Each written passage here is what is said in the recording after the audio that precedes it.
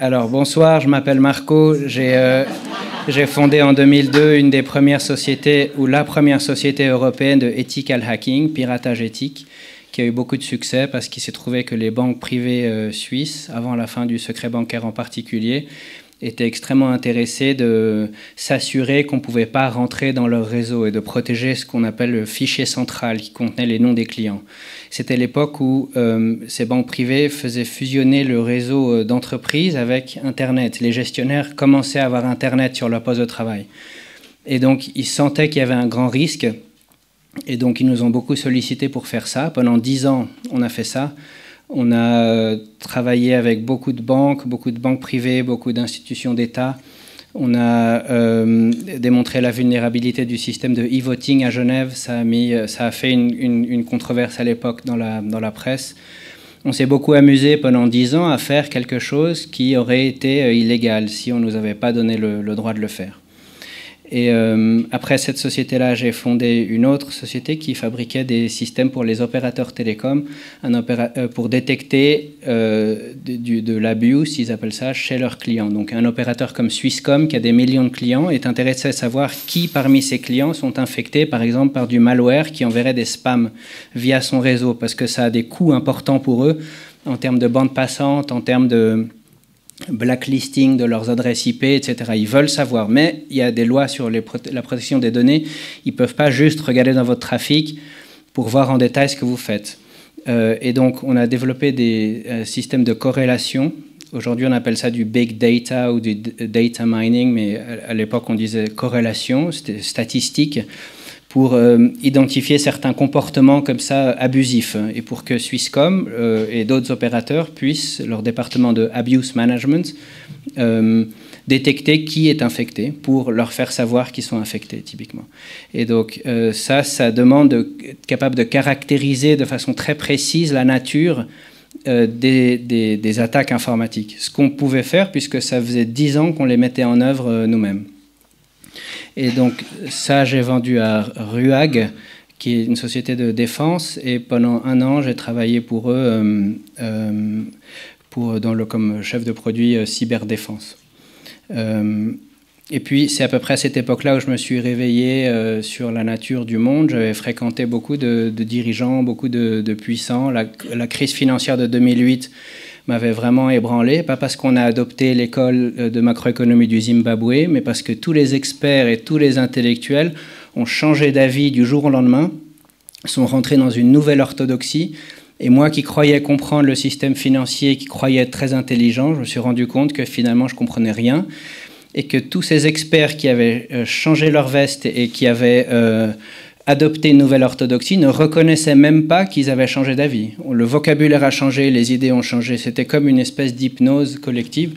On a vu une autre hypnose plus récemment, mais celle-là, pour moi, m'a vraiment choqué. Donc ça m'a pris quelques années, mais j'ai quitté la ville et je suis allé m'installer à la montagne. J'ai acheté une petite maison en granit à vivre d'amour et d'eau fraîche et fondé une cellule de liberté. Depuis, d'autres sont venus. C'est au Tessin. Le Corona Circus, ça a fait que beaucoup de gens ont fui Babylone, ont fui la barbarie, l'obscurantisme, et ont cherché de ces lieux fréquentés par des humains qui encore avaient leur propre discernement, leur propre conscience. Donc on est un de ces lieux. Il y en a d'autres au Tessin et en Suisse. Mais voilà, j'habite depuis 10 ans, comme ça, un peu en dehors du monde. Mais en 2020, donc ça ne m'a pas empêché de continuer à travailler dans l'informatique. En 2020, lorsque ces sociétés, ces organisations de la résistance ont commencé à se faire censurer, on m'a sollicité pour mettre à leur disposition ces compétences que j'avais développées et que je continuais à entretenir. J'ai toujours été fan d'open source, j'ai toujours hébergé mon propre serveur mail. J'ai toujours aimé faire les choses moi-même, construire les architectures moi-même. Et c'était ringard d'héberger son serveur mail. En 2019, on a Gmail. Pourquoi avoir son propre serveur mail? Pourquoi faire les choses soi-même? Et tout à coup, en 2020, il s'est trouvé que ce genre de compétences-là, de faire soi-même avec de l'open source que Big Tech fait par ailleurs très bien, c'est devenu à la mode de nouveau pour un certain type de clients. des gens qui étaient intéressés à diffuser la vérité sur l'obscurantisme qui a prévalu entre 2020 et 2023. Et donc j'ai commencé à faire ça, et je le fais encore. Je travaille avec beaucoup d'organisations de la résistance, surtout dans le monde anglophone, et ce que je fais, c'est que je leur implémente sur leur propre serveur des alternatives open source à tous les services pour lesquels ils dépendaient de Big Tech jusqu'alors. Donc on utilise, on trouve des alternatives à MailChimp, on trouve des alternatives à leur hébergeur de site web. Pour vous donner des noms, l'alternative à MailChimp s'appelle PHPList ou FluentCRM. On utilise WordPress pour les sites web, on utilise PeerTube pour le hosting vidéo. On utilise Nextcloud à la place de Google Drive. Voilà, je peux vous donner un répertoire comme ça de packages open source extrêmement performants qu'on est capable de mettre en œuvre et de fournir des services informatiques. Je suis le département informatique d'une vingtaine d'organisations. Je fais ce que Google fait, ce que MailChimp fait, mais j'ai rien inventé. Je prends des pièces open source et j'assemble un puzzle. Et c'est comme ça qu'elles peuvent échapper à la censure. C'est comme ça qu'elles peuvent continuer à diffuser leur message, finalement en se soustrayant complètement au monopole apparent de Big Tech.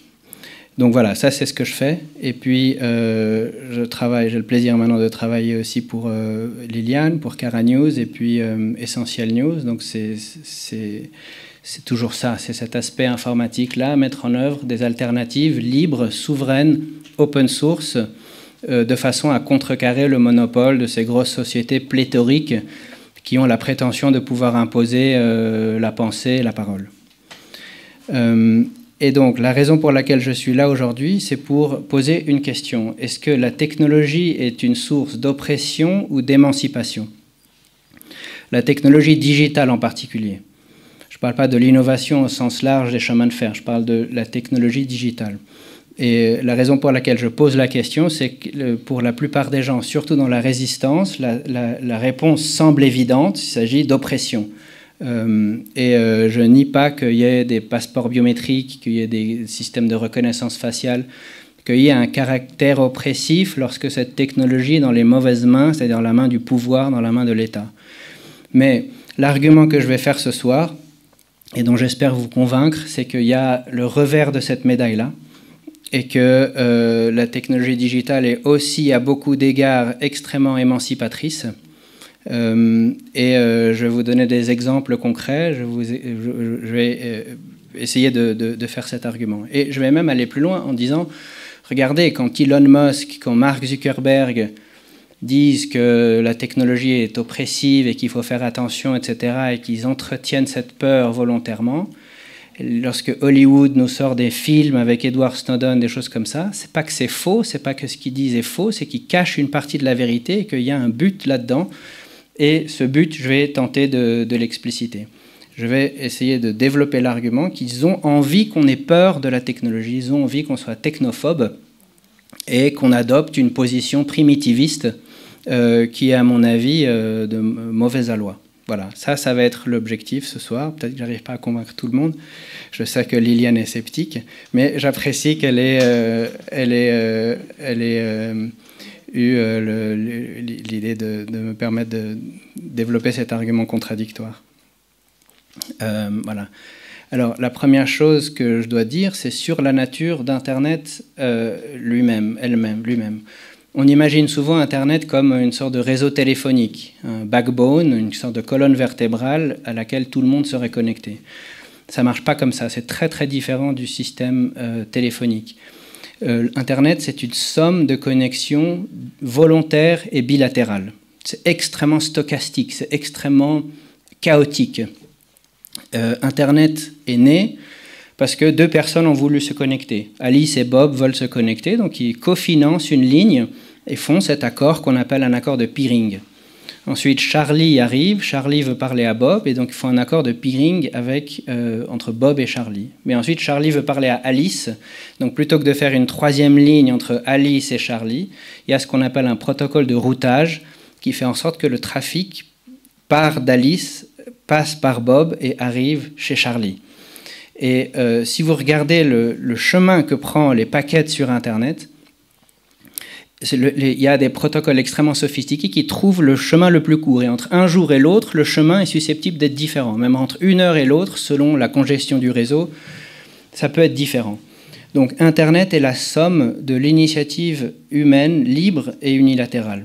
Personne n'avait vu Internet venir dans la forme actuelle. Moi qui ai grandi dans les années 80, on nous parlait de voitures volantes, de robots domestiques, mais Internet a émergé organiquement. Et quand je vais vous parler d'open source, vous verrez que c'est encore plus le cas que ce qu'on croit. Mais Internet, c'est une émergence. C'est l'ordre qui a émergé du chaos. La beauté émerge lorsque l'intelligence est décentralisée.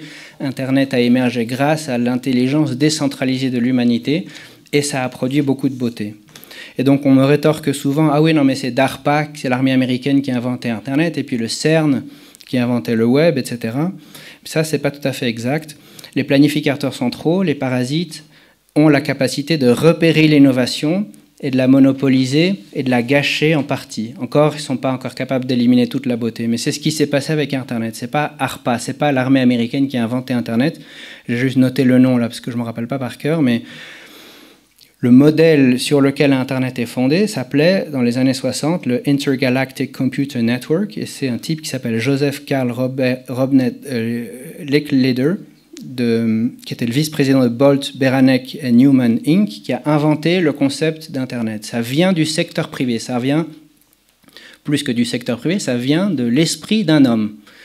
Et donc ensuite, c'est vrai qu'il a développé ça, et ensuite l'armée américaine, l'État, le pouvoir, le parasite, voit l'innovation, voit le potentiel que ça a, et donc est capable de se l'accaparer, de le financer, de le monopoliser, pour essayer d'en contenir la portée, et puis ensuite de nous convaincre que c'est lui qui en est à l'origine, ce n'est pas le cas. Ensuite, les protocoles de transport. C'est un chercheur, un ingénieur indien qui s'appelle Yogen Dalal, et son professeur Cerf à Stanford qui ont imaginé le protocole de transport TCP. Et finalement, le formatage, donc l'HTML ou le transport au niveau que c'est le HTTP, tout le monde dit que ça vient du CERN. C'est vrai que ça a été, dans sa version actuelle, ça vient du CERN, mais à la base, c'est le SGML Reader de Dynatext, de Electronic Book Technology, qui est lui-même descendu d'un système inventé par IBM. Et donc, ce n'est pas le CERN qui a inventé le HTTP, ce n'est pas l'armée américaine qui a inventé Internet. C'est comme, même si Facebook, ça a été fait par la CIA, peut-être bien, ce n'est pas eux qui ont inventé les réseaux sociaux. Ils voient le potentiel des réseaux sociaux, et puis ils ne peuvent pas le contenir, et donc ils font leur propre système, qui est moins beau que ce qu'on aurait pu avoir s'ils n'avaient rien fait, mais dont le bénéfice est quand même positif pour l'humanité. Donc, Internet est le produit de l'initiative humaine libre et unilatérale, dans sa conception et dans son architecture elle-même. Une autre façon de définir Internet, c'est évidemment un libre marché des idées. Ou plus exactement, c'est une invention qui permet de réduire le coût de production des nouvelles idées. Puisque la matière première pour former des nouvelles idées sont les anciennes idées, puisqu'Internet abaisse le coût d'accès aux anciennes idées, ça veut dire que Internet abaisse finalement le coût de production des nouvelles idées. Et si drastiquement, ça abaisse drastiquement le coût de production des nouvelles idées. Et si on se demande dans l'histoire quelles sont les innovations, quelles sont les technologies qui ont de façon similaire abaissé drastiquement le coût de production des nouvelles idées, il n'y a que deux exemples, c'est l'écriture et l'imprimerie. L'écriture qui nous a permis de former la civilisation, et l'imprimerie qui a permis à la réforme de se produire et de renverser le pouvoir politique en Europe de l'époque, qui était l'Église romaine. Et donc, lorsqu'une technologie qui abaisse le coût de production des idées émerge, la beauté, la vérité émergent, parce que ça permet à l'intelligence décentralisée de se déployer, et puisque la vie est fondamentalement belle, et puisque dans la nature il existe cette loi que lorsqu'on permet aux gens d'être libres, c'est vrai c'est vrai dans le règne animal, c'est vrai pour les libertés individuelles, lorsqu'on décentralise l'intelligence, il émerge de façon non planifiée, on ne sait pas exactement comment ça se passe, mais il émerge une organisation spontanée, il émerge de la beauté, il émerge de la vérité. Le mot liberté, ça vient de liber qui signifie livre. Libre, livre, c'est le même mot. Et donc, Internet, c'est ça, c'est décentralisé, c'est le produit de l'initiative humaine unilatérale et libre. C'est une invention qui décroît le coût de production des idées. Et ça va nécessairement, comme ça a été le cas par le passé, permettre l'émergence de beauté. Donc ça, c'est un argument philosophique pour l'instant. Ensuite, je vais vous parler plus concrètement, mais déjà, philosophiquement, on a du mal à imaginer comment ça peut être autrement. On abaisse le coût le coût de production de nouvelles idées, il va y avoir de la beauté, il va y avoir de la liberté qui va émerger, c'est une loi de la nature. Et donc, on peut faire la preuve de ça. Si c'est vrai qu'Internet est un libre marché aux idées, si c'est vrai que ça permet l'émergence de meilleures idées, eh bien les biens informationnels qui ont le plus de valeur sont ceux qui dépendent ou qui auront été construits grâce à Internet le plus. Est-ce qu'on a la preuve de ça? Donc c'est là que je vais vous parler d'open source. Et j'aimerais vous faire parler d'une anecdote. Dans les années 90, j'étais chez des amis de mes parents en Californie. La fille, qui avait une trentaine d'années, était senior développeur chez Microsoft.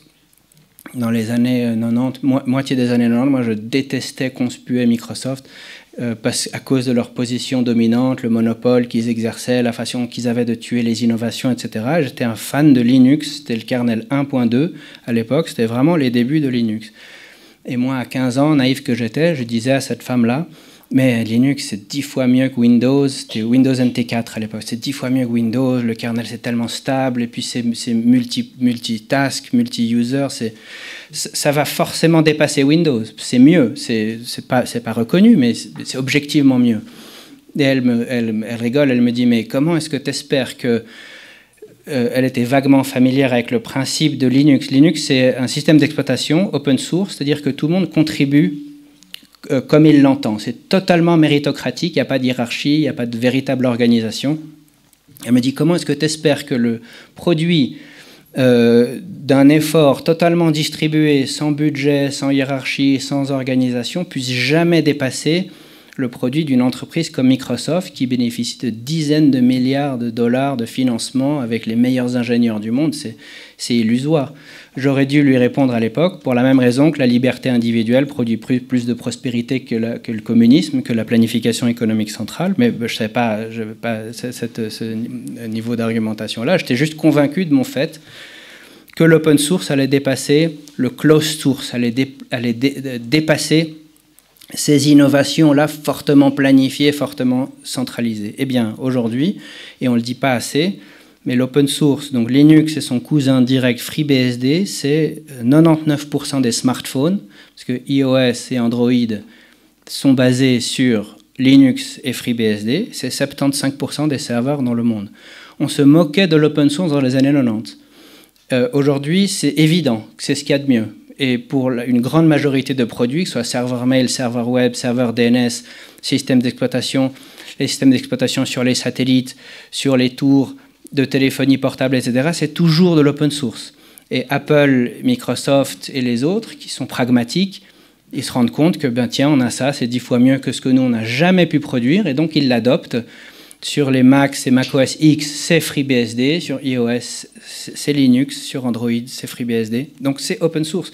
Et ça, c'est comme si du jour au lendemain, tout le monde a accepté que ce soit le cas, mais c'était extrêmement controversé de dire que l'open source, ça va dépasser le closed source dans les années 90. On se moquait de moi, on se moquait des gens qui disaient ça naïvement.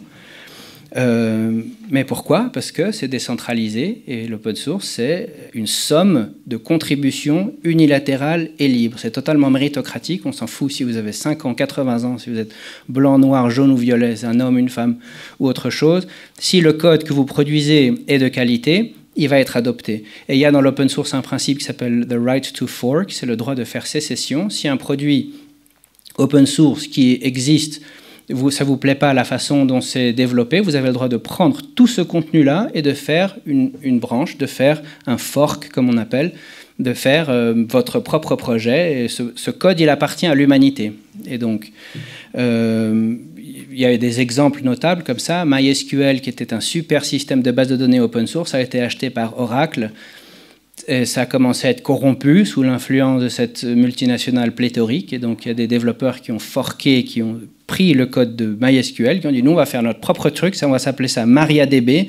Et MariaDB aujourd'hui, c'est le fork de MySQL. C'est en quelques mois, c'est devenu bien mieux que MySQL, qui pourtant était contrôlé par Oracle. L'open source fait la démonstration de la supériorité de la liberté individuelle, de la supériorité de la décentralisation de l'innovation. C'est une loi de la nature. Les planificateurs centraux, ils détestent ça. Ils veulent nous faire croire que si l'Église n'avait pas confisqué toutes ses richesses pour faire la chapelle Sistine, nous, on serait dans des grottes en train de grogner, on n'aurait même pas des... Non, ce sont les barbares. Nous sommes du côté de la civilisation, de la beauté. L'Église a confisqué ses richesses, a fait la chapelle Sistine, mais on ne sait pas ce que l'humanité aurait produit si le producteur de ces richesses avait pu les conserver, que cette richesse n'avait pas été confisquée. L'open source fait la démonstration de ça. C'est une loi de la nature. Les planificateurs centraux le détestent parce que ce sont des parasites, ils ne sont pas capables d'innovation. Et donc ils cherchent à nous convaincre que sans eux, on ne serait pas civilisé. C'est le contraire qui est vrai. Un autre exemple, c'est Wikipédia. Wikipédia aujourd'hui, c'est très mainstream, donc ça a des défauts. Mais juste, Wikipédia, ça a 23 ans. C'est 60 millions d'articles dans 270 langues, avec un niveau de fiabilité statistique supérieur à Britannica, parce que Britannica, c'est le plus proche parent de Wikipédia. Britannica, ça a 256 ans, et c'est que 120 000 articles. Et de nouveau, malgré tous les défauts de Wikipédia, ils sont bien pires dans Britannica. C'est un conseil de vieux sages qui élabore les articles dans Britannica. Wikipédia surclasse Britannica en 23 ans. De nouveau, parce que chacun peut contribuer. Donc, quand ça a été créé au début des années 2000, on disait « Ouais, non, mais n'importe qui peut vandaliser. Quoi, on va faire confiance aux tartampions pour venir écrire l'article. Comment est-ce que ça va jamais pouvoir dépasser l'encyclopédie universaliste, Britannica, etc. » C'était les professeurs dans les universités, ils méprisaient Wikipédia. Aujourd'hui, il n'y a plus besoin de faire la démonstration. Mais c'est comme si on n'admet pas qu'on a changé de paradigme. Aujourd'hui, Wikipédia, tout le monde admet à peu près que c'est supérieur, parce qu'il y a les sources, on peut voir l'historique, et puis même pour les sujets controversés, il va y avoir un article sur les théories du complot du 11 septembre. C'est clair que dans l'article attentat du 11 septembre, on va nous parler des pilotes acrobatiques qui pulvérisent des gratte-ciel avec des avions en aluminium, mais il va quand même y avoir un article où la, entre guillemets, théorie du complot figure. Et puis, Wikipédia, de toute façon, c'est mieux que Britannica, c'est mieux qu'Universalis, malgré les défauts. Et ça, que 23 ans. Un quart de siècle pour l'autre. Et c'était méprisé. Et aujourd'hui, tout le monde reconnaît que c'est mieux, mais on ne reconnaît pas qu'on a changé d'avis. Et donc, de nouveau, ça démontre la supériorité de l'intelligence distribuée. Il se trouve que lorsqu'on laisse Tartampion, n'importe qui, contribuer, l'humanité est belle, l'intelligence décentralisée, ça marche. C'est beaucoup plus coûteux d'aller vandaliser que de réparer le vandalisme. Ça marche, c'est beau, il y a cette émergence, il y a cette chose dans la nature qui est belle. La beauté, la vérité émergent. Et Wikipédia, là, il a le right to fork, parce que c'est de l'open source. N'importe qui peut prendre tout Wikipédia, ça n'appartient à personne, faire wikipedia2.org. J'espère que ça va se passer un jour.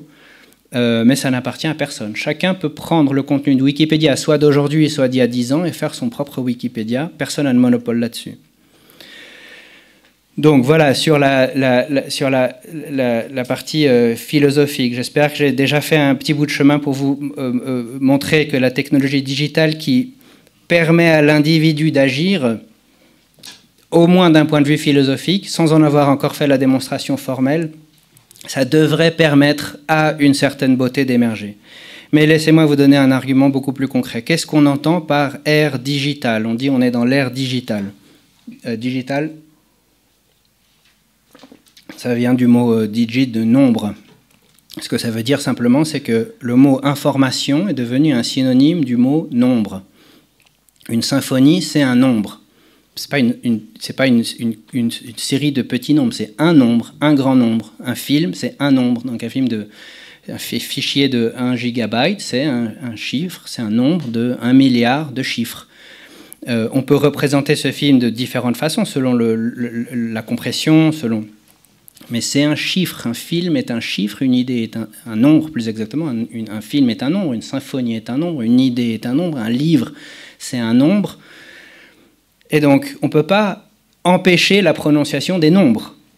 Si je crie par ma fenêtre un nombre, mon voisin qui prend des notes peut reconstituer la 5e symphonie de Beethoven. Ça va prendre du temps, c'est pas de la bande passante, c'est pas un très haut niveau de bande passante, mais pour m'empêcher de communiquer cette information, il faudrait m'empêcher de prononcer des nombres. Donc imaginez de faire une liste des nombres interdits. Ok, est-ce que le nombre -1 est aussi interdit? Est-ce que la racine carrée de ces nombres est interdite? Est-ce que le logarithme de ce nombre est interdit? On ne peut pas interdire les nombres, on ne peut pas empêcher la prononciation des nombres, et on ne peut pas faire une liste des nombres interdits. C'est évidemment pour parler de cryptographie. La cryptographie, c'est juste une façon de modifier les nombres, mais d'un point de vue plus fondamental, empêcher la diffusion de la connaissance et empêcher la diffusion de l'information à l'ère digitale, ça veut dire empêcher la prononciation des nombres. Ça ne marche pas, ils ne pourront pas le faire. Je vous donne 2 exemples. Il y a une loi en France obscurantiste qui s'appelle Hadopi, qui prétend empêcher aux gens d'échanger des fichiers, soi-disant piratage. Donc ça veut dire quoi? Ça veut dire que le fournisseur d'accès à Internet, il va surveiller la connexion des gens, et puis si on trouve, vous téléchargez une série Netflix sur le protocole torrent, vous êtes censé recevoir un email, et puis il est censé avoir une répression quelconque, finalement un type en costume armé qui débarque chez vous à 6 h du matin. Ça ne marche pas. La France est le 4e pays de piratage au monde. La loi Hadopi a fait augmenter le piratage. C'est juste que les gens, ils ont découvert les VPN.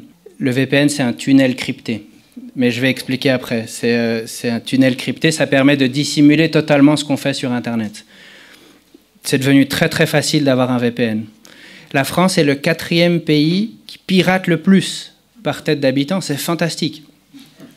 Un autre exemple, le Great Firewall, le grand firewall en Chine. Tout le monde sait que la Chine a ce système répressif de surveillance, etc.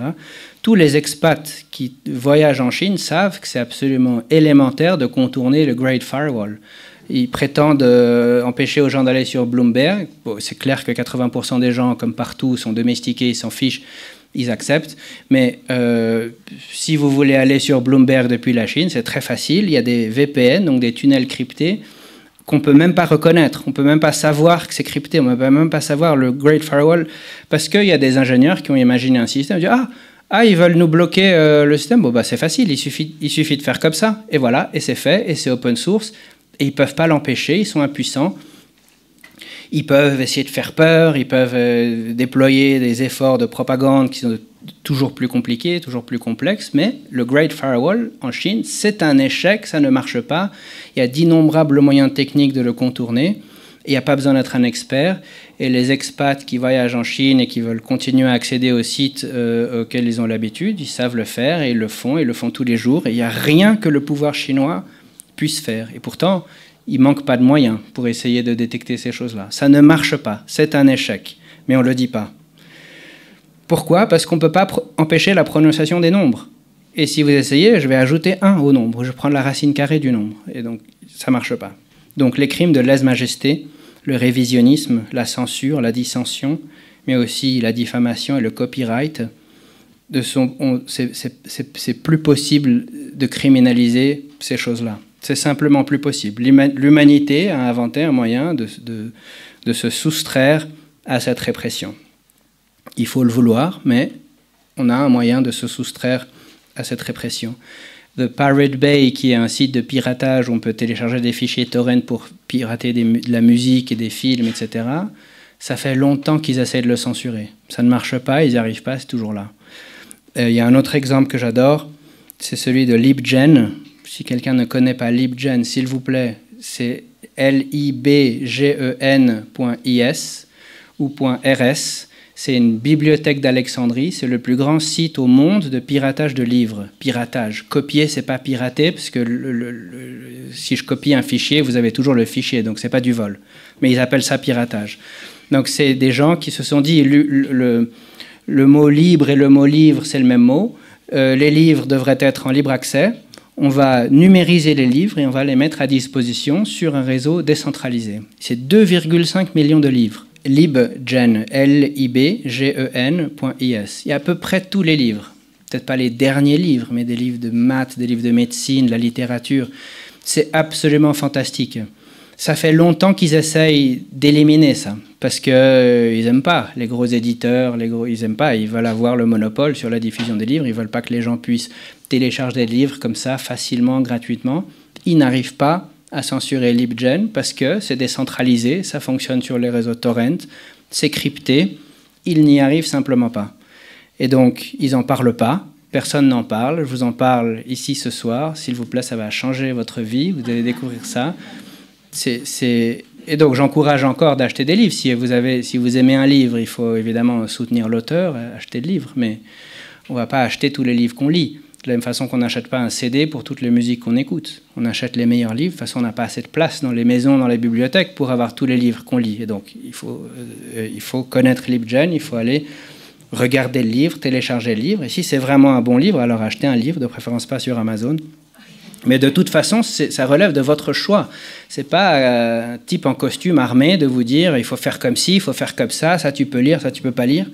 Et donc, de nouveau, on s'est soustrait à ce genre de répression et on a donné des outils d'émancipation à l'individu grâce à ça. Et puis, si vous êtes un peu plus familier avec la technologie, faites un miroir chez vous de LibGen. C'est environ 50 terabytes. Il suffit d'acheter un NAS, c'est des disques durs en série sur le réseau. Et puis, comme ça, vous n'êtes pas uniquement consommateur, mais également contributeur. Et ça rend la censure encore plus difficile. Je donne un autre exemple. Dans les films, à l'époque, on parlait des écoutes téléphoniques. Je ne sais pas si vous vous rappelez, dans les séries policières, les gens, ils mettaient les gens sur écoute. C'est terminé, ça. C'est terminé du jour au lendemain. Parce que l'argument qu'on me donne souvent quand je parle de ces choses-là, c'est « Ah oui, mais c'est très compliqué ». Quand je parlais de communication encryptée peer-to-peer il y a 15 ans, on me disait « C'est très compliqué, peut-être que toi tu peux le faire ». Mais aujourd'hui, tout le monde a, avec WhatsApp et Signal, de la communication peer-to-peer encryptée. Je ne dis pas que la CIA, ils n'ont pas les clés, on va en parler après, mais la police locale, le petit juge d'instruction, le procureur genevois, etc., il ne peut pas écouter vos conversations. C'est fini de mettre les gens sur écoute. On ne voit plus ça dans les séries policières, dans les films. Ça a été fini du jour au lendemain. Les maraîchers qui vendaient certaines plantes au jardin anglais, la police arrivait, ils prenaient le type, le téléphone, ils avaient tous les numéros. Aujourd'hui, c'est terminé, ça, parce que tout est crypté. Les communications, l'opérateur ne peut plus rien écouter, c'est terminé. Les perquisitions, on débarquait chez vous, on prenait tous les papiers. Aujourd'hui, il suffit de numériser, il y a de plus en plus de gens qui le font. Numériser sur un disque dur crypté, c'est vraiment facile de le faire, en tout cas c'est devenu vraiment facile de le faire. Et puis ensuite, revient à vous de décider ce que vous divulguez. Et puis si vous estimez que c'est judicieux d'obtempérer, alors vous obtempérez, vous donnez la clé, mais c'est pas à la police de venir et puis de décider, sous un prétexte fallacieux ou pas, de venir tout saisir et puis ensuite dire « Ah, pardon, on s'est trompé. Ouais, mais en attendant, ils ont toute la correspondance, tous les comptes et tout. » Non, le but de la civilisation, c'est la transparence des institutions et l'opacité des individus. Ils veulent le contraire. Ils veulent l'opacité de l'institution, la transparence des individus. Mais grâce à la technologie, on peut et on doit faire le contraire, mettre en œuvre le contraire. Apprendre un sujet controversé, c'était très dur. Je me rappelle, quand j'étais ado, je voulais le Anarchist Cookbook. J'avais traîné ma mère, on était à New York, on avait eu beaucoup de mal à le trouver, livre interdit en Suisse, en Europe. Aujourd'hui, Google, Anarchist Cookbook PDF, et voilà. Et puis on l'a. Et puis il y a 10 fois mieux. Mais apprendre ce qu'on est en train de faire aujourd'hui, d'être capable de faire une conférence comme ça, et puis de le diffuser dans le monde entier, les gens peuvent l'écouter.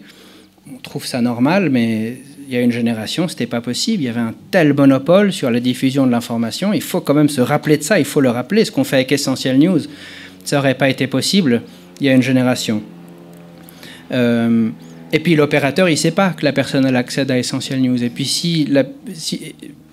si on veut vraiment être sûr d'échapper à la surveillance, il y a des systèmes comme Tor, il y a des systèmes de cryptographie, il y a des VPN, etc. Donc c'est tous ces exemples-là. Je vous ai donné l'exemple de LibGen, je vous ai donné l'exemple du Great Firewall en Chine qui ne marche pas, je vous ai donné l'exemple de Adopi en France qui ne marche pas, l'exemple de cette conférence-là qu'on est capable de diffuser dans le monde entier.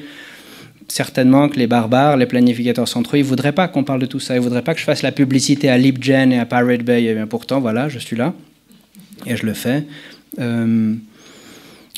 Crypter les disques durs pour éviter les perquisitions intempestives, c'est du devoir d'un gestionnaire de fortune, par exemple. La sphère privée financière, ça relève des droits naturels.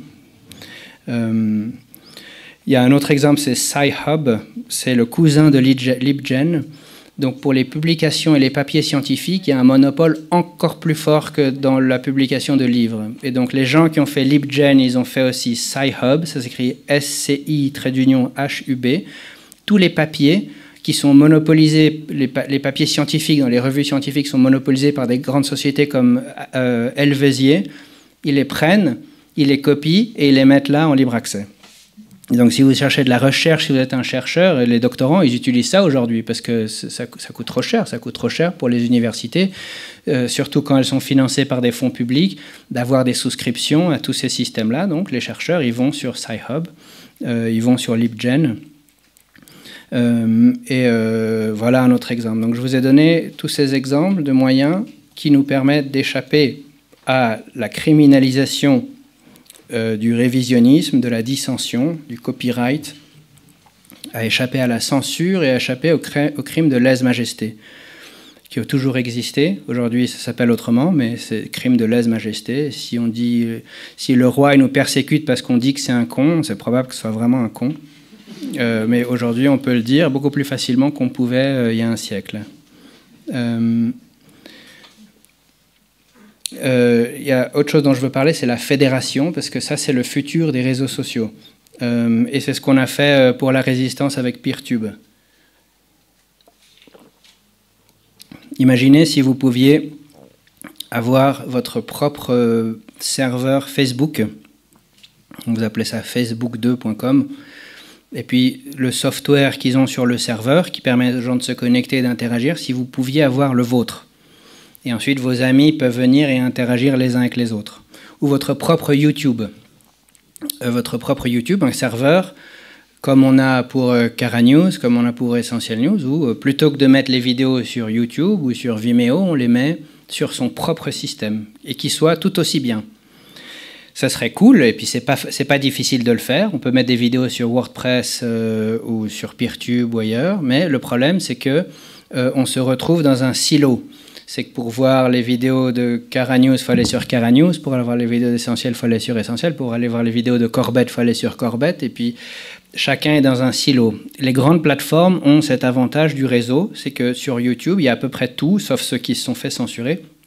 Mais c'est difficile d'échapper à YouTube parce que c'est là qu'est l'audience. Ce qu'on appelle le network effect. C'est que le premier utilisateur d'un réseau où il n'y a rien n'a aucun intérêt à contribuer. Or, s'il ne contribue pas, il n'y a rien, et donc il n'y a personne d'autre qui arrive. Et donc ces grosses plateformes comme Facebook et comme YouTube, même si on les déteste, elles ont l'avantage du nombre.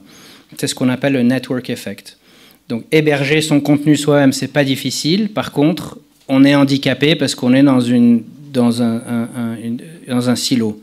Eh bien, il y a une contre-mesure à ce phénomène, ça s'appelle la fédération des serveurs. Donc imaginez si vous avez votre serveur vidéo, et puis quelqu'un d'autre a son propre serveur vidéo, et puis encore quelqu'un d'autre, et puis encore quelqu'un d'autre, et que tous ces serveurs vidéo se parlent, et que les utilisateurs de l'un voient le contenu de l'autre, eh bien on a résolu le problème. On a le meilleur des deux mondes, parce qu'on a d'une part ces données qui sont hébergées par soi-même sur son propre serveur, mais d'autre part, on est en réseau avec d'autres qui font la même chose, et on a un network effect, on est capable d'avoir du volume, d'avoir de la masse, et d'avoir des millions de personnes qui peuvent interagir les uns avec les autres, mais chacun est connecté à son propre serveur. Ça s'appelle Content Federation, la fédération des contenus. Cet ensemble, on l'appelle le Fediverse. Rappelez-vous de ce mot, parce que ça va devenir le futur des réseaux sociaux. La vraie contre-mesure à la censure de YouTube, c'est pas Rumble, c'est pas BitChute, même si c'est vrai que c'est mieux que YouTube. Ça reste centralisé. Rumble, il faut avoir un VPN, sinon en France, on ne peut pas y accéder.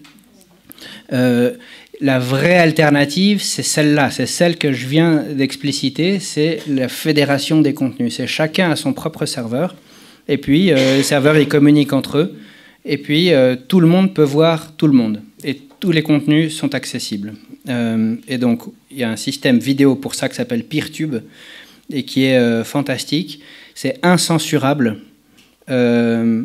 C'est incensurable ni par le pouvoir, ni par le fournisseur d'accès à Internet, parce que s'ils censurent ici, les gens ils accèdent par là, s'ils censurent là, on accède par ici. C'est impossible d'empêcher, c'est impossible, ils ne peuvent pas, à moins d'aller envoyer des flics chez tout le monde, ou que le soleil il flash et puis il n'y a plus de transistors, mais à part ça, il n'y a pas moyen d'empêcher la libre diffusion de contenu, et ça c'est la contre-mesure que des gens ont développée.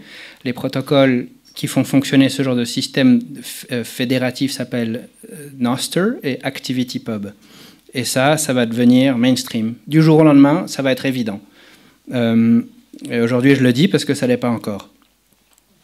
Une autre preuve que ces technologies, notamment la cryptographie, sont émancipatrices, c'est que le pouvoir mène une véritable lutte contre ces technologies-là.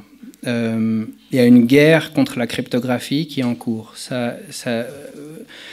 C'est devenu évident dans les années 90. Il y a un type qui s'appelle Phil Zimmermann qui a sorti un protocole de cryptographie qui s'appelle PGP, Pretty Good Privacy. Il a été envoyé en prison par le pouvoir américain. La loi qu'ils ont invoquée, c'est Arms Control Export Act, la loi de contrôle d'exportation des armes. C'est de la moitié des années 90. Ensuite, il a relissé le software open source et puis finalement, il a été libéré parce que ça ne servait à rien. La boîte de Pandore était ouverte. On ne peut pas empêcher la libre diffusion de cryptographie. Ça ne marche pas. Mais ils ont quand même essayé sur PGP. Ensuite, ils ont compris que la stratégie, elle devait être différente, que c'était contre-productif. On met Phil Zimmermann en prison, 1 million de personnes vont télécharger PGP, vont dire ah, tiens, c'est quoi? Ah bah tiens, ce serait peut-être une bonne idée d'utiliser ça. Un autre exemple, c'est Lavabit. Lavabit est un système d'email crypté. Et en 2004, ils ont arrêté. On a su après pourquoi ils ont arrêté. C'est que dans ce cas-là, le pouvoir a essayé de... Alors, il leur a envoyé ce qu'on appelle un National Security Letter. C'est un ordre exécutif en disant vous devez nous donner les clés et vous n'avez pas le droit de dire que c'est le cas. Vous n'avez pas le droit de dire qu'on vous a sollicité sous menace de violence. Et donc, les fondateurs de Lavabit ont préféré, il s'appelle Ladar Levison, chapeau à lui. La seule chose qu'il pouvait faire, c'est dire j'arrête. Non, ça ne m'intéresse plus. Il ne veut pas coopérer, mais il y a une menace de violence, et donc il a suspendu le service.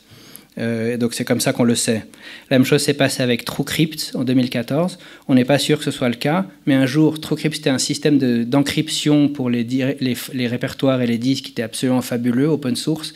Et un jour, en 2014, ils ont mis sur leur site, on arrête d'utiliser le système de Microsoft qui est largement préférable. Et là, tout le monde a compris, voilà, c'est le syndrome Lavabit de nouveau, mais c'était open source, donc aujourd'hui ça s'appelle VeraCrypt. Et ça a fait de la publicité, ils ont dit on arrête, pas de problème, ok, bon c'est dommage pour ces gens-là, mais le système est open source, ça appartient au patrimoine de l'humanité, ce sont des Français qui ont forqué ça, il y a eu plusieurs forks, mais ceux qui ont fait le meilleur travail sont des Français, et ça s'appelle VeraCrypt, c'est absolument fantastique. Si vous encryptez vos disques durs, vos répertoires, vos ordinateurs avec VeraCrypt, je suis à peu près sûr que même la NSA n'est pas capable de décrypter, malgré tous leurs cryptanalystes et leurs supercalculateurs, etc.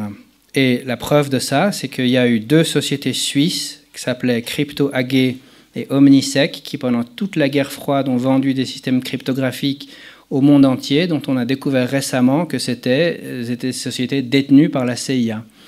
Et donc, elles ont fondé des sociétés en Suisse. Elles ont utilisé l'image de la Suisse comme un pays neutre à la technologie fiable pour vendre au monde entier des systèmes de cryptographie qui étaient défaillants, de manière à pouvoir permettre d'espionner les conversations. Donc s'ils font ça, c'est qu'ils ne peuvent pas espionner les conversations des systèmes de cryptographie bien implémentés. Mais il y a encore un autre risque qui est celui des backdoors mathématiques. Ils ont beaucoup de mathématiciens, la NSA, et la NSA propose au monde des algorithmes de cryptographie. Personne ne se pose la question, tiens, pourquoi est-ce que le protocole AES ou SHA-2, qui sont des standards de cryptographie utilisés dans le monde entier, pourquoi est-ce que c'est la NSA qui gratuitement a mis ça à disposition du monde? Donc on n'en a pas la preuve, mais il y a une conférence en 2017 qui a eu lieu à Black Hat qui s'appelle by design. Je le cite, comme ça c'est dans la vidéo, et si les gens sont intéressés, ils peuvent googler puis trouver la conférence. Donc c'est pour ça que je donne le nom. Ça s'appelle By Design Backdooring of Encryption System. Donc c'est des chercheurs qui ont inventé un système de cryptographie sophistiqué et a priori robuste qu'ils ont appelé BEA1. Ils n'ont pas dit en quoi consistait leur travail, mais ils ont donné cet algorithme à auditer à des cryptanalystes réputés qui ont dit oui, c'est sûr. Et lors de la conférence en 2017 à Black Hat, ils ont révélé, ben voilà, c'est de l'algèbre linéaire. L'apport des rebelles est dans les maths elles-mêmes, elle n'est pas dans l'implémentation. C'est vraiment l'algèbre lui-même qui a une méthode qui permet de décrypter quelque chose qu'a priori on ne pourrait pas décrypter. Donc c'est extrêmement élaboré, mais c'est un risque. C'est possible que dans ces algorithmes proposés par la NSA, il y ait des ports dérobés et qu'ils aient des moyens de décrypter. Donc ce n'est pas quelque chose qu'ils vont utiliser à la légère. Ils ne pourront jamais l'utiliser devant un tribunal parce que ça serait un atout extraordinaire qu'ils auraient. Ça leur coûterait énormément de devoir le divulguer. Donc ils l'utilisent vraiment avec parcimonie, on peut imaginer, si effectivement ils ont ces moyens-là. Moi je pense qu'ils l'ont, mais je n'ai pas la preuve.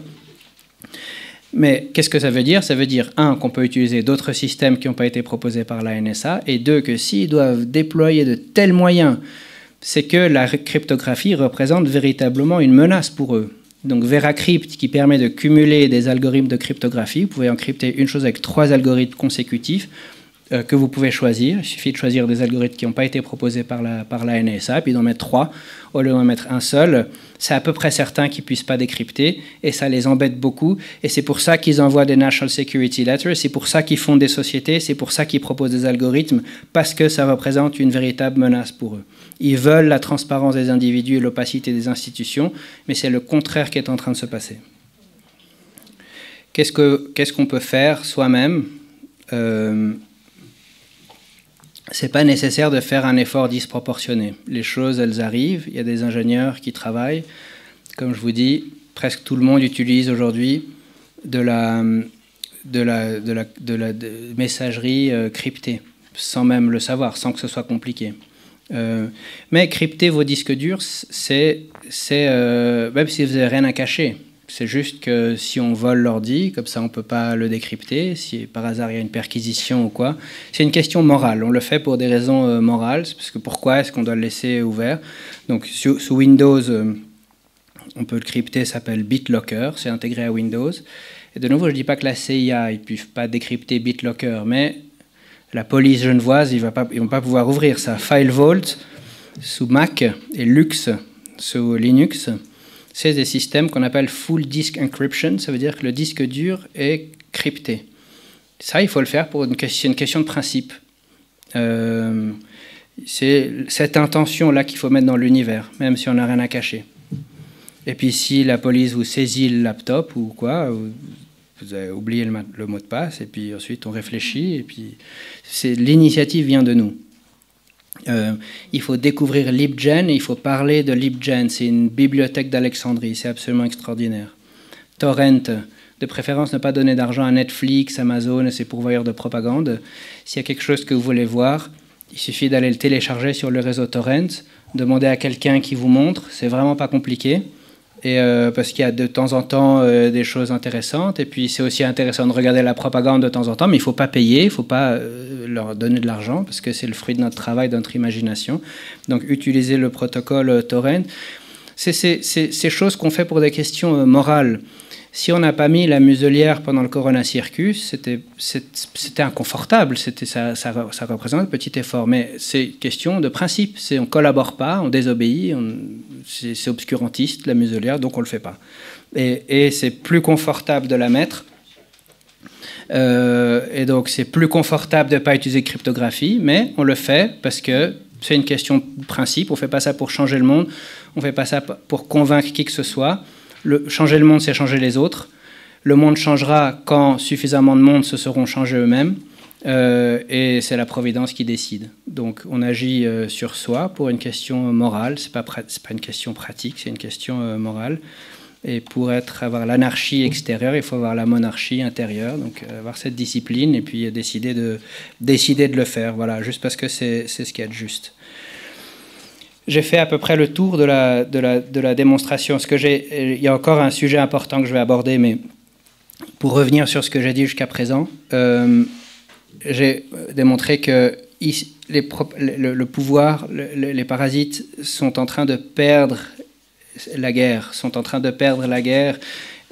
contre l'opacité des individus. La cryptographie représente une véritable menace, la technologie représente une véritable menace. Éteindre Internet, c'est plus difficile que ce qu'on croit, parce que c'est décentralisé, et surtout, ils en dépendent énormément. Leur système est extrêmement centralisé, extrêmement fragile, et s'il nous renvoie à l'âge de bronze, on va reconstruire la richesse, la civilisation, on n'a pas besoin d'eux. Eux, pour leur système de surveillance, ils ont besoin d'Internet. Donc éteindre Internet, à mon avis, ça serait contre-productif. Je ne crois pas que c'est ce qu'ils vont faire. Je vais vous dire ce que je pense qu'ils vont faire. Il ne va pas falloir tomber dans le piège. On a l'open source, on a la cryptographie forte et bien implémentée. On a Cara News, on a Essential News, on a les réseaux torrents, on a LibGen. C'est vrai qu'on a aussi les passeports biométriques et les trucs de vidéosurveillance, etc. Mais on imagine des contre-mesures tous les jours.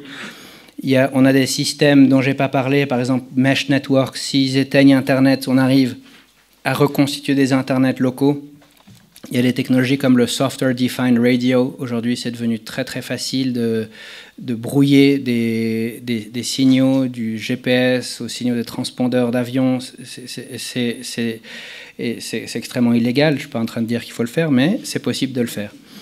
Nous sommes du côté de la beauté, de la civilisation, de la richesse. Nous avons la haute main philosophique et morale. Et l'humanité produit énormément de richesse tous les jours dans l'open source, qui est méconnue.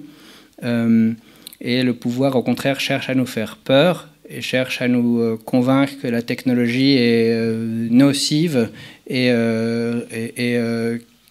qu'elle va nous conduire à notre fin. Et donc, il y a un exercice de subversion en cours.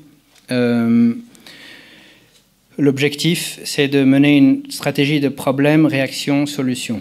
Donc, lorsque Mark Zuckerberg, Elon Musk et d'autres s'offusquent de la censure sur YouTube ou sur autre chose, Trump, tous ces sauveurs providentiels qui veulent intervenir pour nous protéger contre la censure, moi, ce que je vous dis, c'est attention. Premièrement, on n'a pas besoin d'eux. Deuxièmement, attention, parce que le but, c'est d'introduire de la régulation sur Internet. C'est de transformer des trucs comme Facebook et YouTube, d'introduire la notion de public utility. Comment on dit en français, par exemple, un réseau électrique ou un réseau d'eau, on estime que c'est un droit de l'homme. Vous devez avoir accès à l'électricité ou à l'eau ou aux routes, services publics.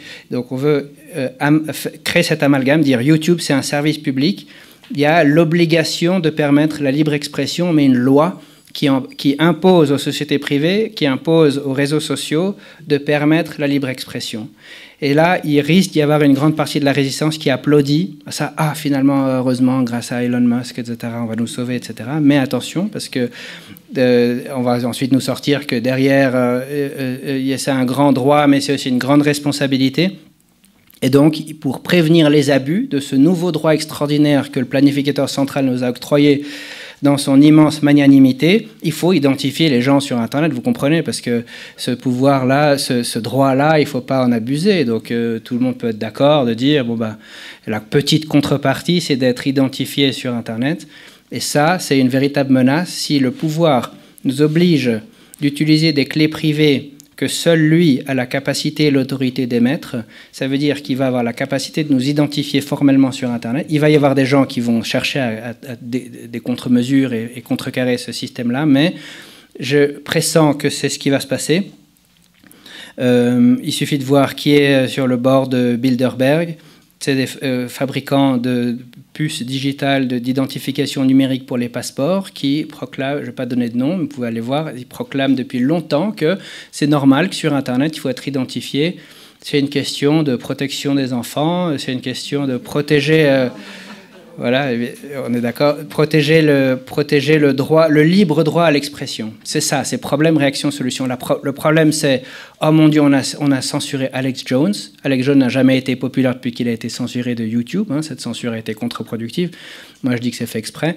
Mais, on a censuré Alex Jones, c'est terrible. Réaction, le monde s'offusque. Solution, Trump, Elon Musk, d'autres arrivent en sauveur et introduisent ce principe de service public, ce principe de droit de l'homme, droit à l'expression. On n'a pas besoin de ça. Internet, c'est pas YouTube, c'est pas Facebook. On a ces systèmes. Je vous ai parlé de cryptographie, je vous ai parlé de décentralisation. Il va y avoir beaucoup de gens qui vont tomber dans ce piège-là, et il va falloir se rappeler de ce que j'ai dit aujourd'hui. Il prépare un 11 septembre de l'Internet. Le truc avec CrowdStrike, la mise à jour est restée 1h19. On a ce chiffre, là on rentre dans des considérations un peu plus ésotériques, mais ce chiffre 119 911, ils adorent ce chiffre, et c'est un marqueur, cette mise à jour. Non seulement c'est extrêmement improbable qu'une mise à jour comme ça ait été poussée dans le monde entier en 1 seconde. On a écrit un article sur Essential News là-dessus.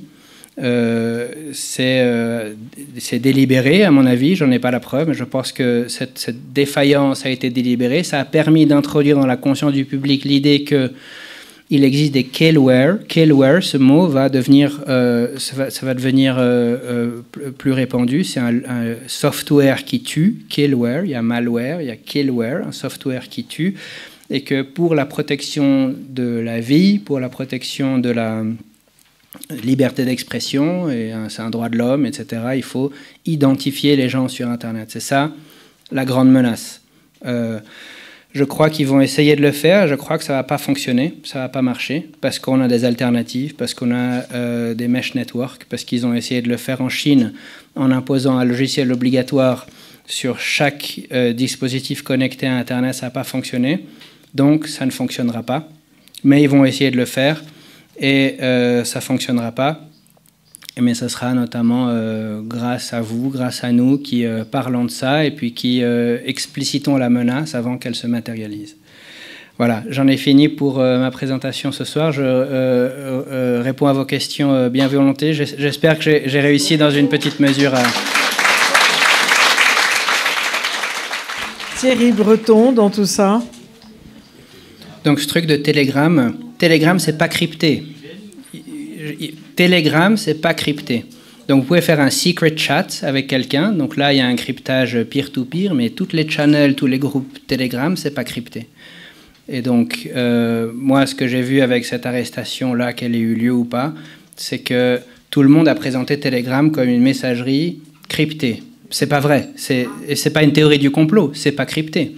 On a écrit un article sur Essential News là-dessus. On n'affirme rien de façon péremptoire, mais on explicite, attention, regardez, ce type-là, c'est un nouvel Elon Musk, maintenant, on le présente comme un sauveur providentiel.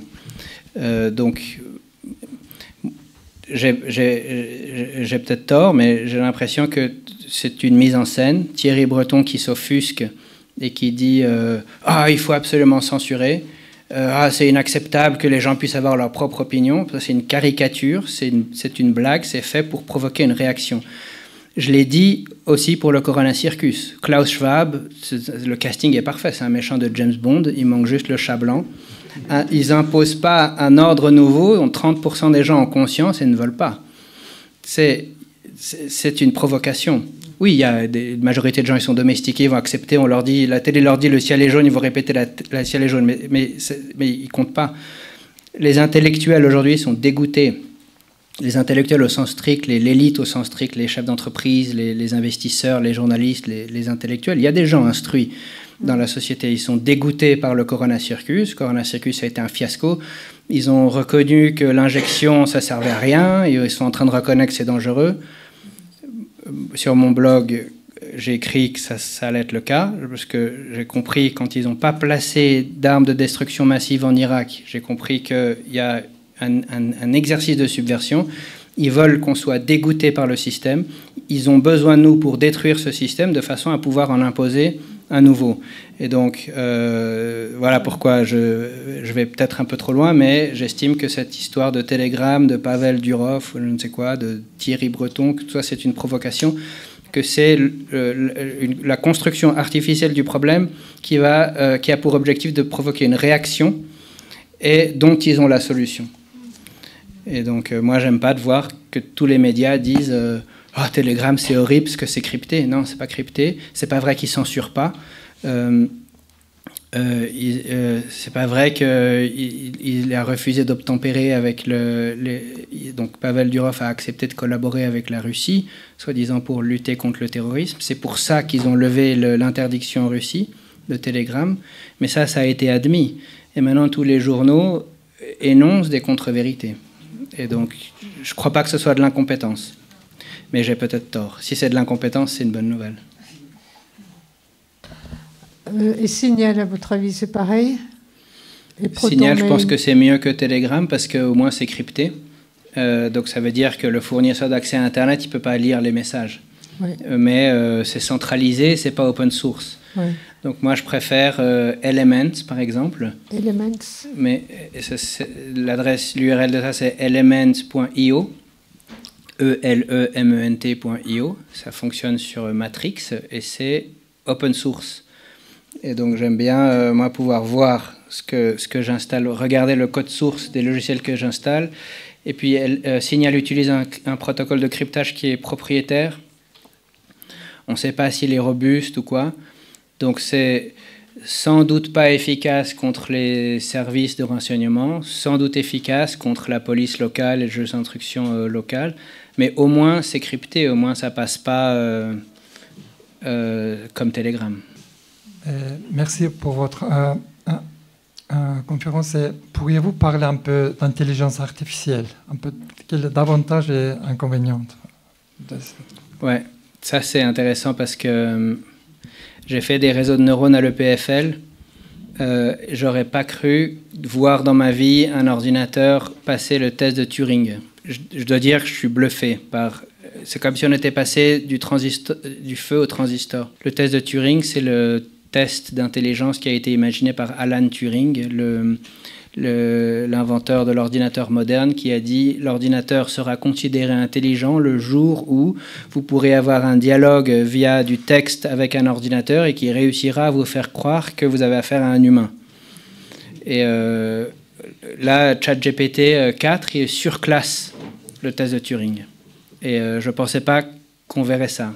Moi, j'utilise ChatGPT pour la programmation.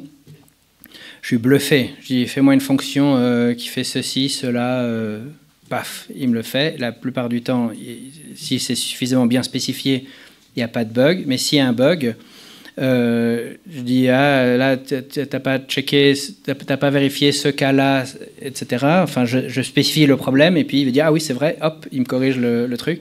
Et je sais que ce n'est pas quelque chose qui est la copier-coller. Je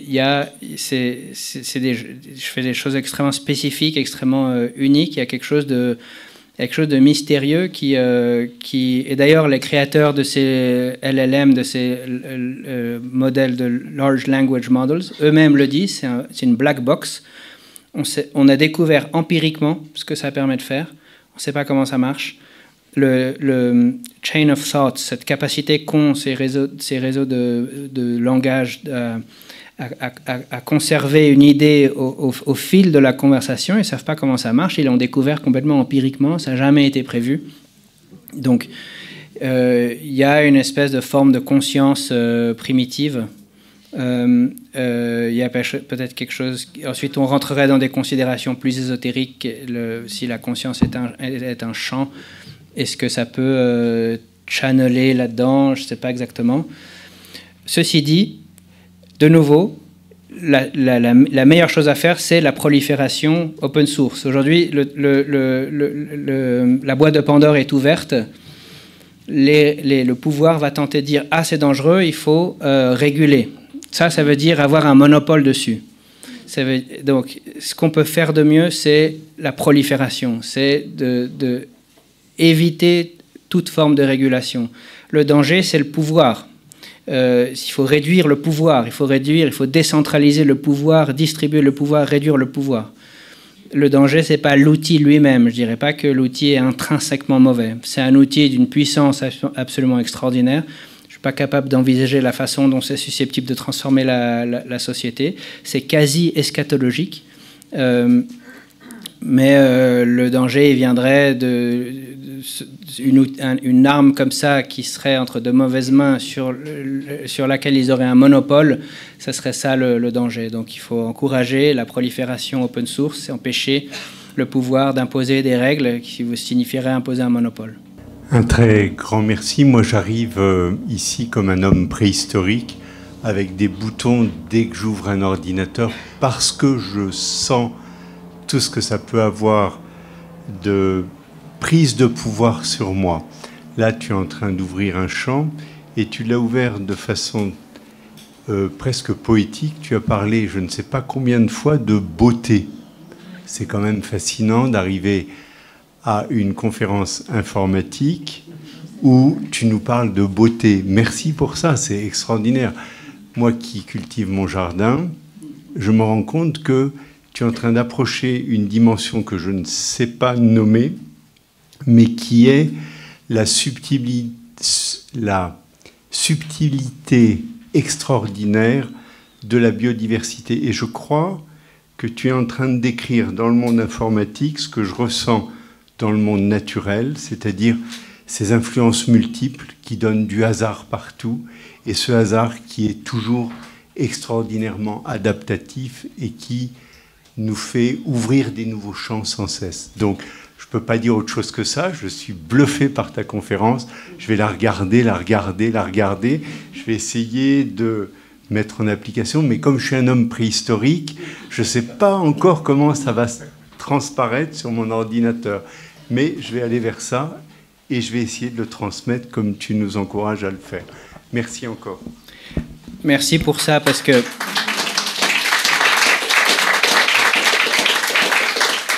il y a cette loi naturelle dont j'adore parler, qui s'illustre par cette expérience connue. Si je remplis un vase transparent de billes, d'innombrables billes, et que je vous demande de deviner combien de billes il y a dans ce vase, vous n'allez probablement pas deviner correctement. Mais si je demande à une deuxième personne, une troisième personne, à n personnes, et que je fais la moyenne va tendre asymptomatiquement vers le bon résultat lorsque n augmente. Ça veut dire que, et ça on ne sait pas pourquoi, c'est émergent. C'est que l'erreur à gauche annule l'erreur à droite. Et qu'il reste le vrai, le beau et le juste. Et donc lorsqu'on décentralise la décision, on décentralise l'intelligence, dans cette réalité, dans cette nature, la vérité, la beauté émergent. Et on le voit bien dans l'open source, parce que, ou même Wikipédia. Si vous êtes éditeur Wikipédia et que vous allez regarder en détail ce que les gens y font, dis mais comment est-ce que la somme de ça, parce qu'il y a beaucoup de fanatisme, d'obscurantisme, dans l'open source, quand on regarde en détail les contributions, il y a beaucoup d'erreurs, il y a beaucoup de médiocrité. Mais comment est-ce que la somme de ça fait quelque chose de si beau et de si efficace? Donc quand on regarde de près, c'est vraiment mystérieux. Quand on voit de loin, on voit le résultat émergent. On voit que c'est beau, que c'est efficace, que ça surclasse tout ce qui est fait autrement. Mais quand on regarde de près, donc c'est un mystère philosophique. C'est une bonne nouvelle que cette loi naturelle soit là. Et je ne sais pas l'expliquer, mais je peux en constater l'existence. Merci beaucoup Marco pour cette conférence. J'avais une question, tu associes liberté, créativité avec la décentralisation. Et moi je me pose la question de la blockchain et des crypto-monnaies qui vont dans cette direction-là. Est-ce que c'est aussi un espace de liberté future? Donc il y a quelque chose de fantastique sur la technologie elle-même. Moi, avant l'émergence du papier de Satoshi Nakamoto, je cherchais des moyens de payer anonymement. J'utilisais le e-gold en particulier, mais qui était centralisé, puis qui a été réprimé, confisqué.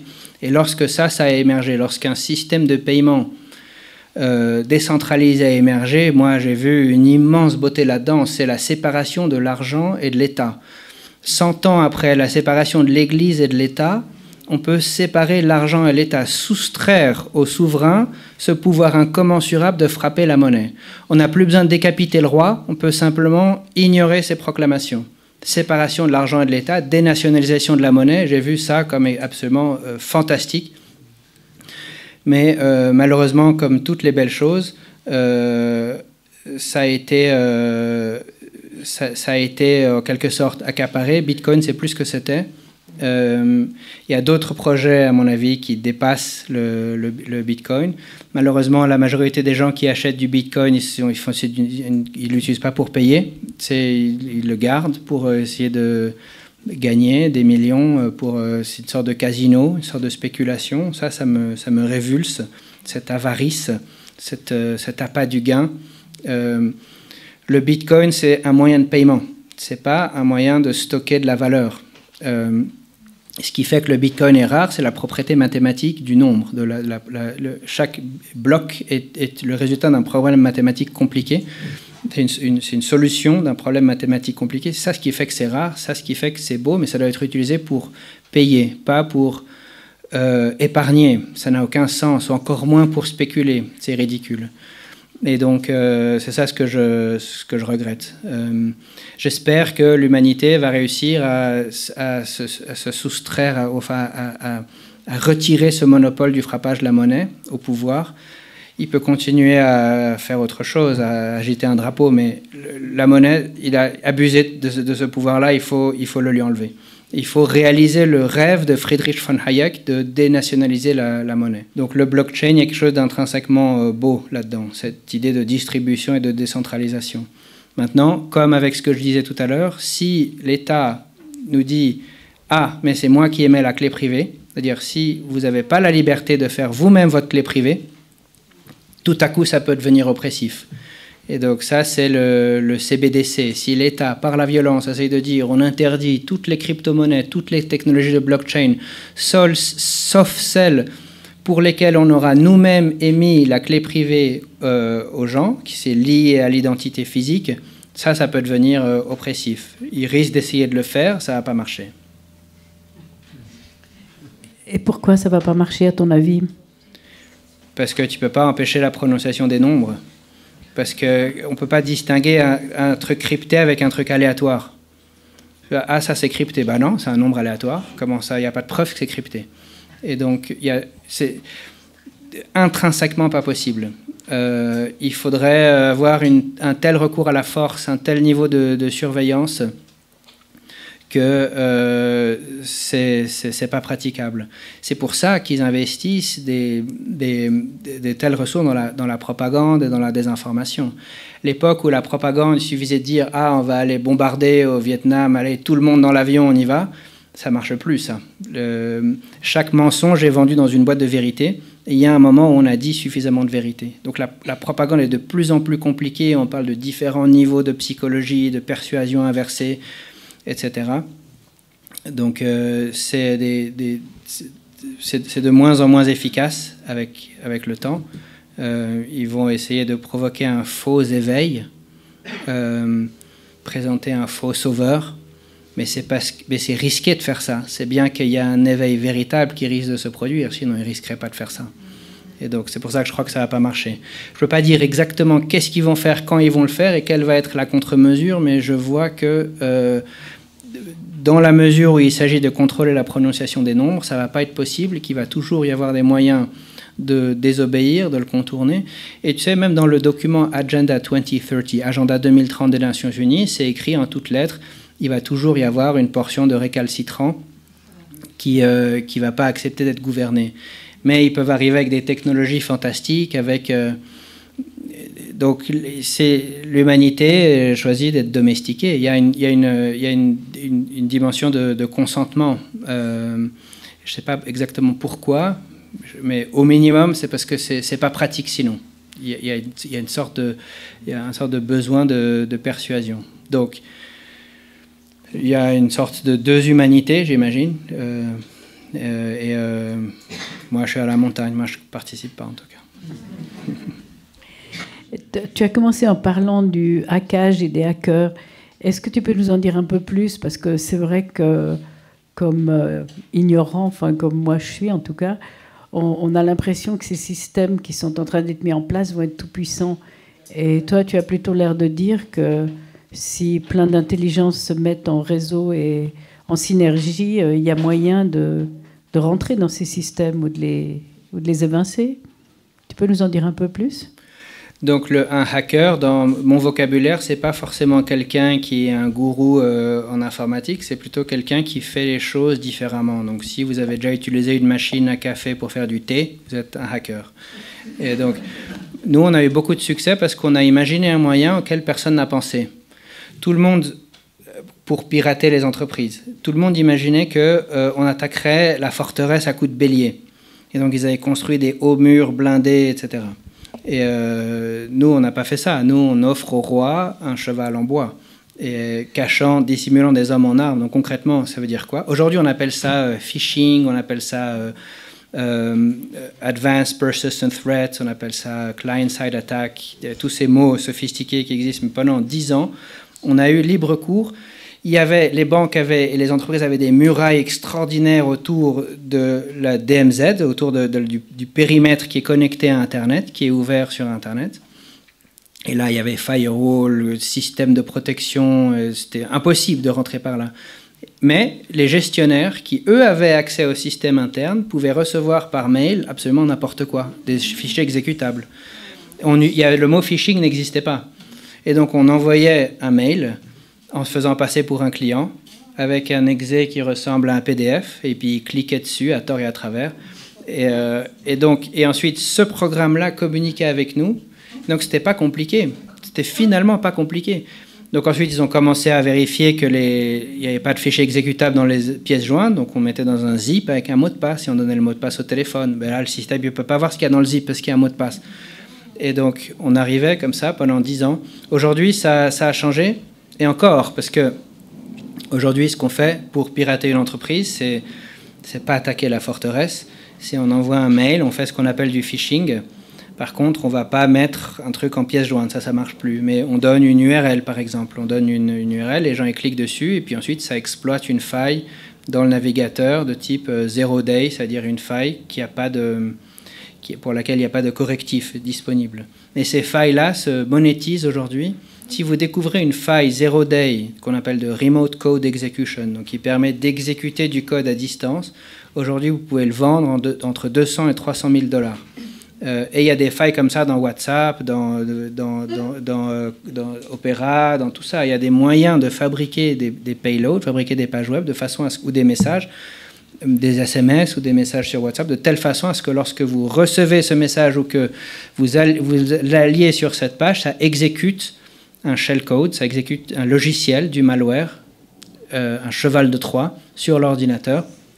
Et ensuite, on a accès au système interne, on a accès aux fichiers, parce que les réseaux informatiques restent construits comme des villas fortifiées. Il y a une porte d'entrée blindée, mais ensuite, on passe de la chambre au salon à la salle à manger très facilement. Et donc, si on arrive à accéder à un ordinateur dedans, normalement, on a libre cours. C'est comme ça que les attaques informatiques se font. Et effectivement, le pouvoir est fragile par rapport à ça. Aussi parce que c'est devenu beaucoup plus facile qu'avant de fuiter des données si on est à l'intérieur. Donc il suffit d'avoir un objecteur de conscience à l'intérieur et c'est beaucoup plus facile aujourd'hui pour lui de fuiter de l'information qu'à l'époque lorsqu'il fallait passer par la porte avec des documents dans la sacoche. Et donc c'est de maintenir ce secret, c'est d'empêcher la transparence des institutions, c'est devenu de plus en plus compliqué. Et, à contrario, forcer la transparence des individus, c'est aussi de plus en plus compliqué, surtout pour ceux qui ne le veulent pas. Oui, le micro. Ouais, oui, j'ai une question oui. Un peu indiscrète. Oui. J'aimerais savoir qui était cet adolescent de 15 ans à qui les banques ont fait appel. Qu'est-ce que c'était un peu votre parcours pour que vous avez pu... Ils ont fait appel à vous. À 15 ans, oui. 15 ans, je faisais de l'informatique et de la chimie, mais pas encore du hacking. Ça a commencé quand j'étais étudiant à l'EPFL. Mais je suis né à Genève, j'ai grandi, mes parents étaient des diplomates des Nations Unies. Et puis, voilà, j'ai étudié à Florimont. J'étais intéressé par... Quand j'avais 15 ans, je m'intéressais aux explosifs, aux trucs comme ça. Et puis... Et c'est pour ça, Anarchist Cookbook, on l'aura compris si vous connaissez ce livre. Mais il y a eu un accident, il y a le père d'un ami qui a utilisé une formule qu'on avait imaginée, puis qu'il y a une explosion, et donc ça m'a fait peur. Et donc, comme adolescent, je me suis dit, tiens, est-ce qu'il y a un autre moyen de s'amuser de façon quasi destructive, mais sans danger de blessure? Et donc ça, on s'est intéressé au hacking. Et c'était une grande époque, surtout pour les universités, les trucs comme Météo France, le CERN, etc.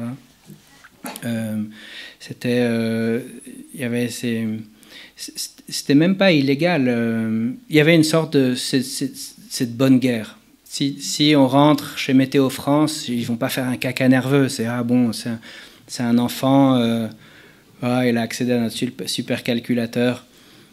Tant qu'on fait pas de dégâts, c'est cette bonne guerre. C'est à toi d'être compétent et d'empêcher aux gens de rentrer. Il y avait un peu cet état d'esprit. C'était un peu le Far West.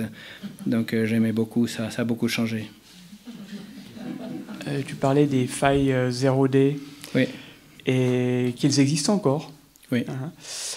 Je me posais la question de la sécurité de Ubuntu par rapport au système mainstream Apple, mais surtout Windows, qui a une réputation d'être très faible à ce niveau-là. C'est encore le cas moi, je tourne sur Linux depuis pas mal d'années. J'ai jamais eu de problème de ce genre, mais je me posais la question, est-ce que c'est possible d'être hacké de cette manière avec un email sur Linux ? Donc ça, c'est une excellente question. Ça faisait l'objet d'un gros débat. C'est le débat full disclosure contre anti-disclosure. On disait que si c'est open source, les gens ils peuvent aller voir et trouver les failles. Alors si c'est fermé, donc juste pour expliquer, une faille 0day, c'est une faille logicielle. C'est une erreur de programmation dans un logiciel qui permet d'abuser ce logiciel de telle façon à exécuter un programme. Si j'arrive à fabriquer une page web de telle façon à ce que lorsque vous visitiez la page web, ça exécute un programme sur votre ordinateur, alors j'aurais exploité une faille logicielle. Je ne suis pas censé pouvoir faire ça. Hacker un ordinateur, c'est toujours exécuter quelque chose sur l'ordinateur. C'est à ça que ça revient. Et donc, une faille 0day, c'est une faille comme ça, mais qui n'est pas connue, que vous avez découvert vous-même, que vous avez acheté, mais qui n'est pas connu du fabricant du logiciel et donc qui n'est pas corrigé. Et donc il y avait ce débat de dire « Ah mais l'open source c'est dangereux parce que tout le monde peut aller voir le code et donc s'il y a une faille, on va la trouver plus vite. » Alors qu'un système fermé, c'est beaucoup plus difficile à aller voir exactement comment il marche et donc s'il y a une faille, on ne va pas la trouver. Et j'ai eu des débats, moi, au début de ma carrière de la sécurité informatique, des ingénieurs d'Oracle, de Microsoft, qui prétendaient que c'était mieux d'avoir un système fermé. Aujourd'hui, ils n'osent plus dire la même chose parce que l'expérience a réfuté cet argument. Et la raison pour laquelle ces systèmes fermés sont plus dangereux, c'est premièrement, c'est que lorsqu'il y a une faille, on la découvre beaucoup plus vite quand c'est open source, parce qu'il y a beaucoup plus de gens qui regardent le code. Donc l'espérance de vie d'une faille informatique est beaucoup plus courte dans un système ouvert. Alors que dans un système fermé, on a découvert des failles, on s'est rendu compte qu'elles étaient là depuis 10, 15 ans, des trucs dans le kernel de Windows, des failles terribles, qui étaient peut-être des ports dérobés, mais on n'en a pas la preuve, mais en tout cas des failles terribles qui étaient là depuis Windows 95. Et parce que personne ne peut aller voir, l'espérance de vie de cette faille est beaucoup plus grande. La deuxième raison, c'est qu'un développeur qui fait un logiciel dont il sait que tout le monde va voir le code source, il va avoir une espèce d'ego, il va faire quelque chose de beaucoup plus propre. Lorsque le code source de NT4 a été fuité, on a vu que c'était absolument dégueulasse. Les ingénieurs de Microsoft, ils s'en fichent, ils pensaient que personne n'allait jamais voir ce code source, mais on s'est moqué d'eux. Alors que dans l'open source, il y a une question, même si on est anonyme, même si on agit sous un pseudo, il y a quand même une question de respectabilité du programmeur. Donc, le code est de meilleure qualité, aussi parce qu'il y a une concurrence entre les esprits. Le code est de meilleure qualité, et s'il y a une faille, c'est toujours possible qu'il y en ait, on en découvre de temps en temps, mais l'espérance de vie d'une faille est beaucoup plus faible. Donc, la probabilité de se faire hacker comme ça, par une attaque telle que j'ai décrite, si vous avez un système open source, c'est bien, bien moindre que si vous avez un système fermé. Et ça, c'est pas une opinion, c'est un fait démontré et redémontré. Donc il vaut mieux avoir Linux, il vaut mieux utiliser des systèmes open source. C'est non seulement moralement mieux, c'est plus rapide, c'est plus stable et c'est beaucoup plus sûr. C'est beaucoup plus difficile de pirater. Toutes autres choses étant équivalentes, c'est beaucoup plus difficile de pirater un système open source. Alors moi j'ai juste une question par rapport à justement Julian Assange. En fait, il a hacké aussi le service secret. Il avait un certain nombre de papiers qu'on lui avait transmis. Mais est-ce qu'il a pu rentrer aussi dans le système, si on a bien compris? L'histoire de Julian Assange, c'est Bradley Manning qui travaillait et qui a fuité les documents et qui lui a donné. Lui, ce qu'il aurait fait, c'est un travail purement de journaliste. Donc on n'a pas respecté le fait que ce soit un journaliste. Il n'a pas pu revendiquer la protection des sources. Bradley Manning a subi de la violence publique. Et puis Julian Assange aussi. Donc lui, il n'a pas piraté. Il a juste été un journaliste qui a reçu d'un lanceur d'alerte. Pour quelle raison tous ceux qui sont dans l'ordre du bien, les hackers, n'interviennent pas sur les décisions de l'Union européenne, des déclarations de guerre actuellement? Et est-ce qu'il me semble que, vu les possibilités techniques, vous auriez la possibilité d'empêcher les décisions? Je crois que ce qu'on peut faire de mieux, c'est de donner aux gens les clés des chaînes et de leur permettre de se soustraire aux décisions du pouvoir, de faire sécession, d'être objecteur de conscience et de désobéir. C'est plus efficace que d'aller pirater la Banque centrale américaine et publier tous ses secrets. Ça serait intéressant. De savoir ce que la New York Fed, elle fait avec l'or, ou combien il y a d'or à Fort Knox, ce serait intéressant, j'aimerais bien le voir. Mais je ne crois pas que ce soit le plus efficace. Il y a beaucoup de gens, de hackers, hackers au sens large, c'est-à-dire c'est pas quelqu'un qui va pirater et puis divulguer des secrets, mais c'est quelqu'un qui développe un système de cryptographie, par exemple, et il y a énormément de gens qui font ça. Il y a énormément de beauté. Il y a toute une philosophie qui s'appelle le cryptanarchisme, de gens qui sont engagés en faveur des libertés individuelles, qui veulent donner aux gens les outils et les moyens de leur émancipation, qui sont animés par cet idéal de liberté, animés par cette reconnaissance du fait que la beauté émerge de la décentralisation, et qui agissent dans ce sens-là en développant des outils dans le monde de l'open source. Il y a une beauté absolument extraordinaire, ça a lieu tous les jours. Donc ils sont là, ces gens, ils agissent. Et si on a aujourd'hui des systèmes de cryptographie, si on a tous ces outils, si on a LibGen, rien que ça, rien que cette idée de LibGen, ils ne gagnent pas d'argent, les gens qui font ça. Ils font ça, c'est des idéologues, c'est purement par idéologie qu'ils font ça, et ça appartient au patrimoine de l'humanité. C'est indélébile, c'est impossible de l'enlever parce que cette librairie de 2,5 millions de livres, elle est déjà copiée à tellement d'endroits dans le monde qu'il n'y a pas de quantité de violence, il n'y a pas de quantité de force qui va jamais pouvoir l'effacer, l'éliminer. C'est pas possible. C'est là et c'est pour toujours. Il se trouve que l'informatique c'est l'outil, mais c'est un idéal, c'est une aspiration supérieure qui est d'ordre philosophique et moral. Merci.